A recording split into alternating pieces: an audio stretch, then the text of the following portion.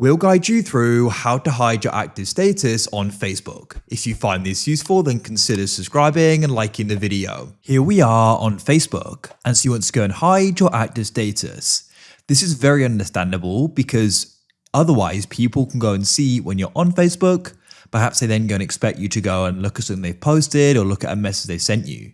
So with it hidden, you then have a bit more privacy. Does also mean though that if you have it hidden, you can't go and see others. So there is a slight disadvantage there, but overall, I like to go and have mine hidden. So what we need to do is go and head to the top left of Facebook. There you're going to go and find 3 lines, tap there to expand it. Then what you want to do is go down and you want to find the option for settings and privacy, and you can tap on it to expand it. Find the option for settings and tap there. Next, you want to go and scroll down into audience visibility. And at the bottom, you can go and find the option for active status. As you can see here, it says show when you're active. We can turn this off like so. And it does say you can only see other status if yours is turned on.